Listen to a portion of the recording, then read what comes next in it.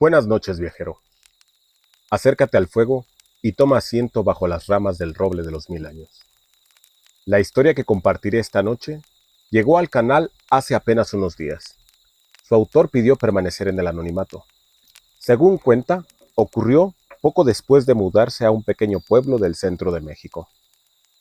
No sé si todo sucedió exactamente como él relata, pero después de leer su mensaje, comprendí por qué jamás volvió a utilizar aquel camino.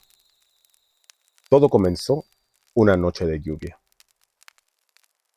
Javier llevaba apenas 3 semanas viviendo en el pueblo. Había llegado por trabajo. La empresa donde lo contrataron se dedicaba al transporte de mercancía y aunque el empleo era bueno, todavía se sentía extraño en aquel lugar. No conocía a mucha gente y tampoco conocía las costumbres, y mucho menos las historias que circulaban entre los habitantes. Una tarde, durante el descanso para comer, escuchó una conversación entre algunos compañeros. Hablaban de un camino que corría junto al río. Uno de ellos comentó: después del anochecer, nadie debería pasar por ahí. Los demás rieron incómodamente. Javier pensó que estaban bromeando. ¿Por qué?, preguntó. Uno de los hombres se encogió de hombros. Porque hay gente que escucha cosas. ¿Qué cosas? El trabajador sonrió. Mejor no lo averigües. La conversación terminó ahí y Javier olvidó el asunto.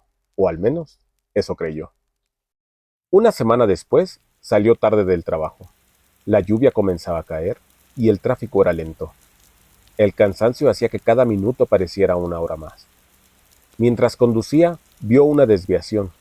Recordó inmediatamente el camino del que hablaban sus compañeros. Según el mapa, aquel atajo le permitiría llegar a casa mucho más rápido. Miró el reloj, pensó en la cena, pensó en descansar y tomó la decisión. Los primeros kilómetros transcurrieron con normalidad. La lluvia golpeaba el parabrisas. Las luces del automóvil iluminaban apenas unos metros por delante. A ambos lados del camino solo había árboles y oscuridad. Nada más. Entonces escuchó algo. Un sonido débil, lejano. Parecía un llanto, tan suave que pensó que podía provenir del radio. Bajó el volumen. El sonido desapareció. Sacudió la cabeza y continuó conduciendo. Pasaron algunos minutos más y la lluvia se hizo más intensa. Y el llanto regresó. Esta vez fue imposible ignorarlo. Era claramente el llanto de una mujer. Lento, doloroso, como si alguien estuviera sufriendo. Javier miró por la ventanilla y no vio nada. Solo lluvia, oscuridad y el reflejo de sus propias luces sobre el camino mojado. El sonido desapareció nuevamente.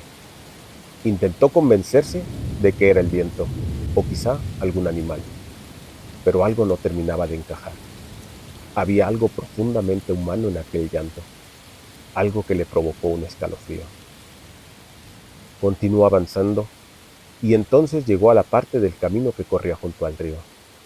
Las aguas bajaban agitadas por la tormenta, la corriente golpeaba las piedras con fuerza y allí fue donde volvió a escuchar el llanto, mucho más cerca, demasiado cerca, tan cerca que instintivamente miró hacia el asiento trasero.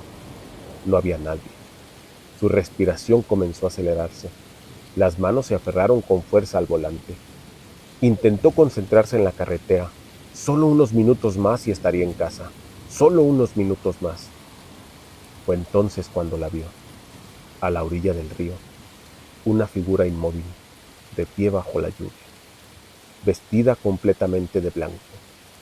Javier redujo la velocidad. No podía distinguir su rostro. La distancia y la oscuridad se lo impedían, pero algo le resultó extraño. La mujer no se movía, no buscaba un refugio, ni siquiera caminaba. Parecía sentir la lluvia. Simplemente permanecía ahí de pie, observando el agua, o quizá observándolo a él.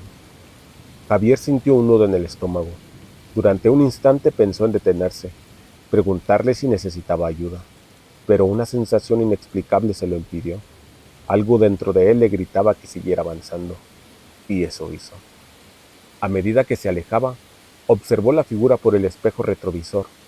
Seguía allí, sin moverse, pequeña en la distancia. Entonces ocurrió algo que todavía hoy le cuesta explicar.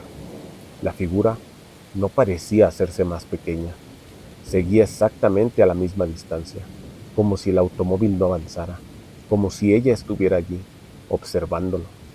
Javier apartó la mirada, volvió a mirar unos segundos después en el retrovisor y la figura había desaparecido. Pero el llanto regresó, más fuerte que nunca. Aceleró. No le importaban los límites de velocidad, solo quería llegar a casa. El llanto parecía rodear el automóvil, a veces a la izquierda, a veces a la derecha, otras veces detrás, como si algo lo acompañara.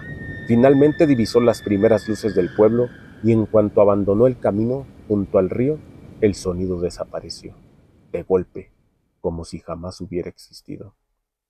Aquella noche apenas pudo dormir. Intentó encontrar una explicación lógica. Una mujer bajo la lluvia, algún ruido extraño, una coincidencia. Eso se repetía una y otra vez, pero en el fondo no estaba convencido. A la mañana siguiente comentó lo sucedido durante el desayuno en el trabajo. Al principio, ningún compañero dijo nada. Los presentes se limitaron a escucharlo, y cuando terminó, uno de sus compañeros le hizo una pregunta. ¿Era junto al río Viejo? Javier asintió.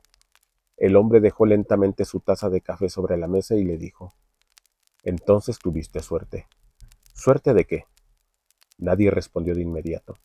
Algunos evitaron mirarlo, otros simplemente bajaron la vista. Finalmente, el hombre habló, porque no todos los que le escuchan vuelven a pasar por ahí. Javier sintió un escalofrío. ¿A quién escuchan? El trabajador tardó unos segundos en responder.